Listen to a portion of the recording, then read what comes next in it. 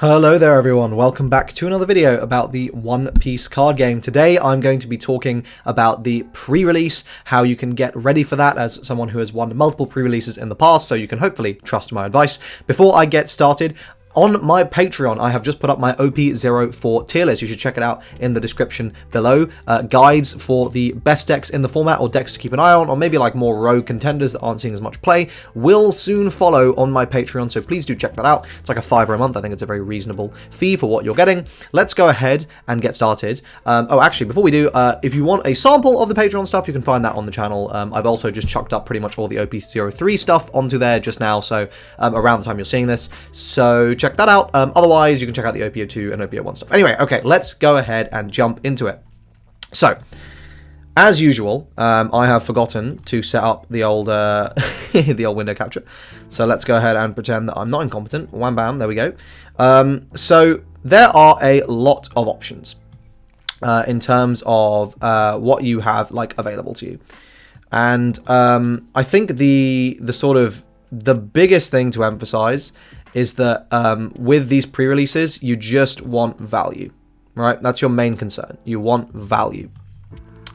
You are just generally trying to be playing slightly better cards than your opponent on average. So this means synergies kind of go out the window because they're going to be less consistent because you're opening sealed packs.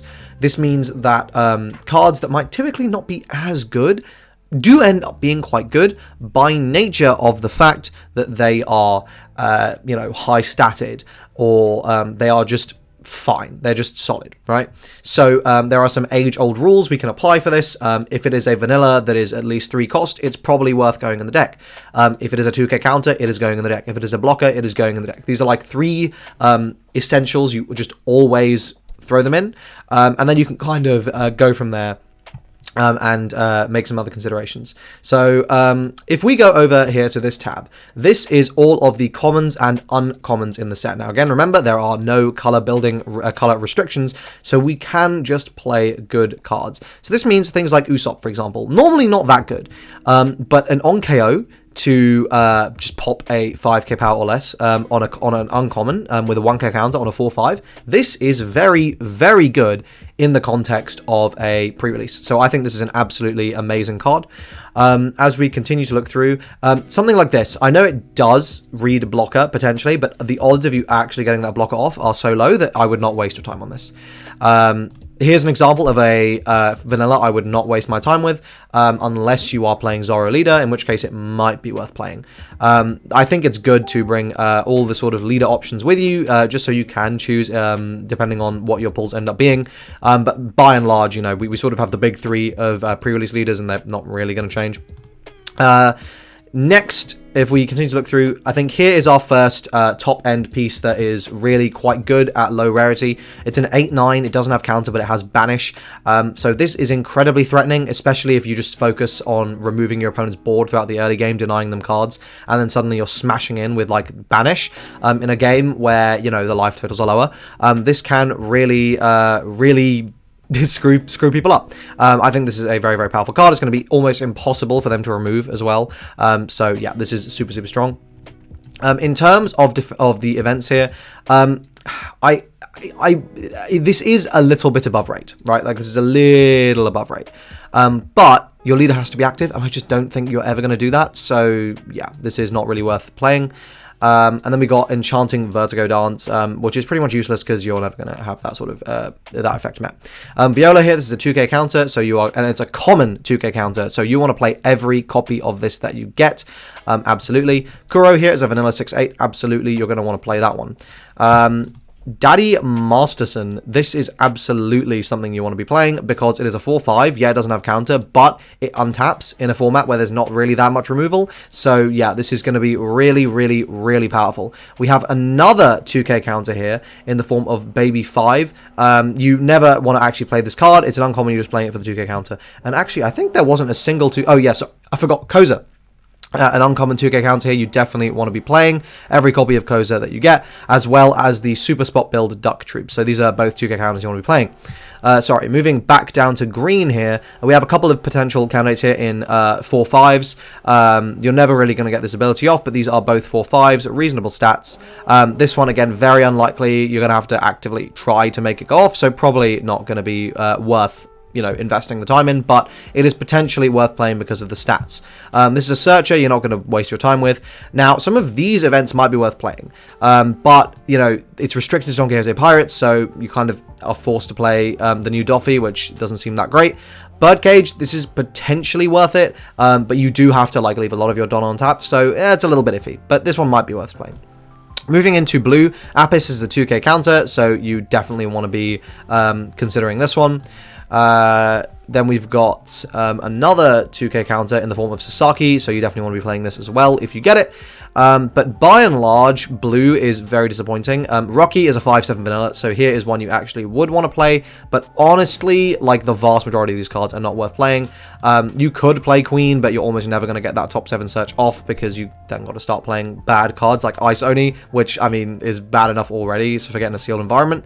But it is worth considering here Dragon Quest to Demolition Breath, because this is a 4k counter. You can bot deck a 1 cost, but the trigger is going to be very, very powerful.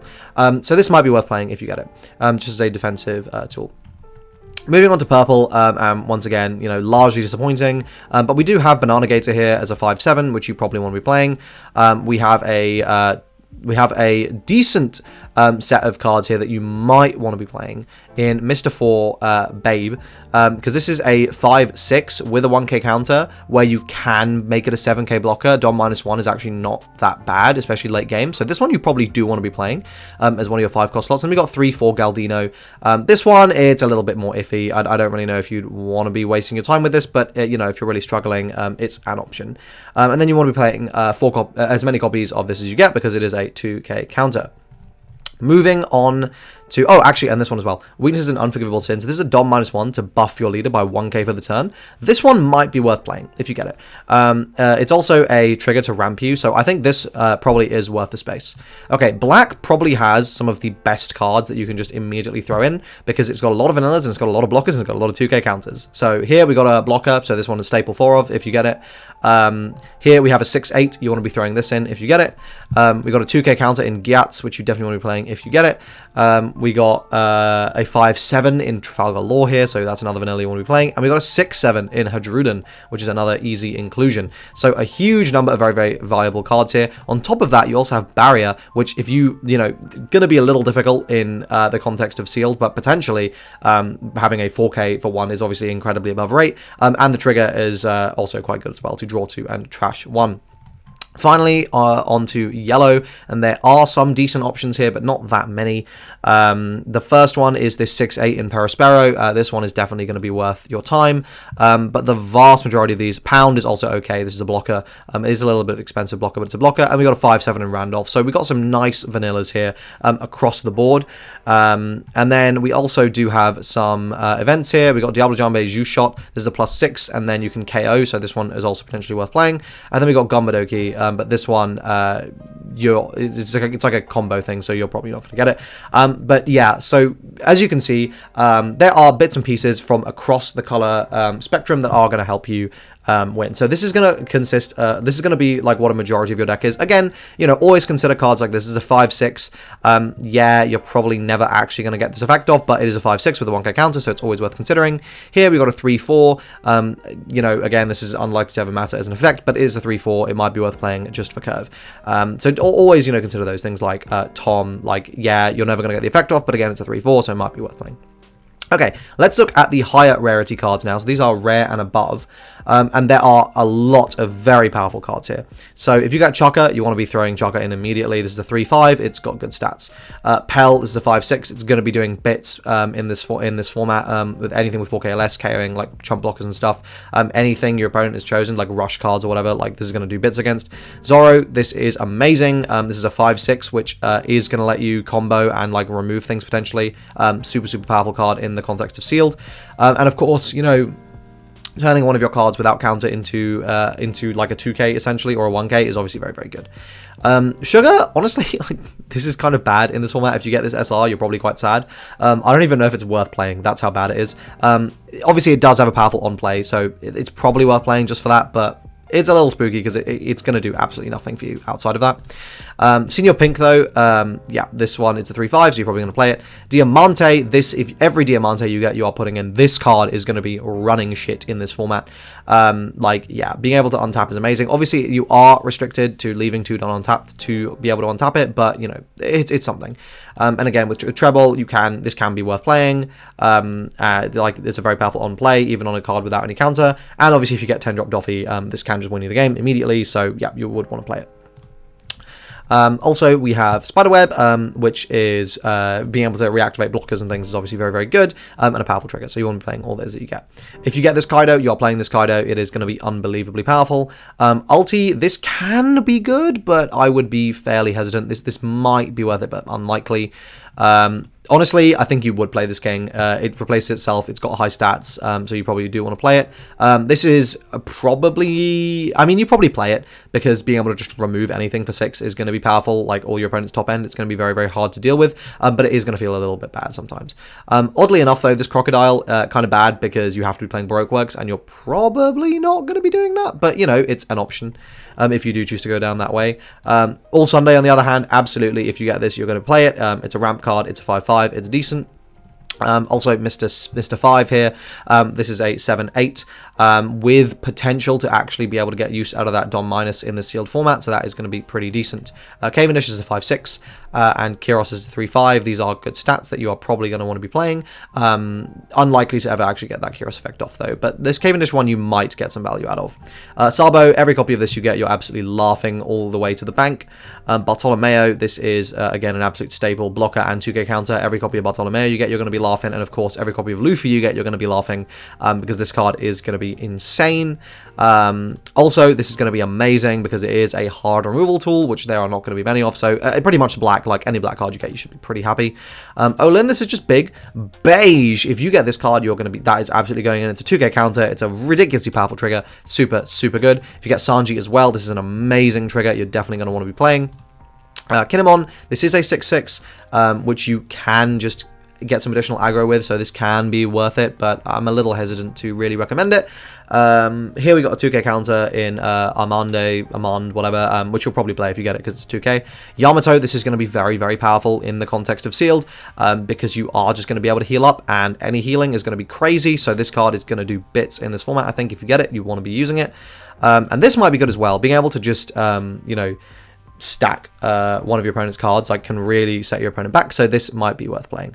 Vivi is going to be pretty worthless, honestly, in the context of this, and Rocinante also likely going to be pretty worthless, so you probably don't want to be pulling those. So that is sort of the card review. Lots of 2Ks, like 2Ks out the arse, essentially, lots of good vanillas, lots of high quality cards, so just build your deck with quality in mind and you should be fine. Finally, a note on leaders. We have the big three: Kid, Zoro, and Katakuri. You can't really go wrong if you're taking one of these three. Personally, I think, you know, I always pick Kid first.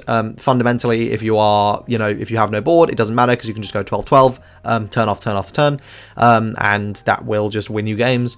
But of course, I would not sleep on Katakuri. The ability to just be doing 7k every single turn, be getting that knowledge, be figuring out what your opponent's getting. You might be able to deny them a really powerful kill card, for example, by stacking it to the bottom of their life. You might be able to stack your life in that way as well, just see what's coming up. That can be really, really good. And then I think the worst of the options is Zoro.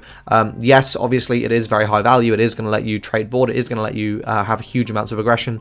So don't get me wrong, it is still very, very good. I just do think Katakuri and Kid are better. But those are your options for the pre-release. If you guys found this video useful, please do like it, subscribe to the channel for more One Piece card game content. Again, do check out my Patreon linked in the description. And of course, if you do end up winning your pre-release, let me know in the comment section down below. I would love to hear from you. That is it for this video, and I hope to see you guys on the next one. Cheers.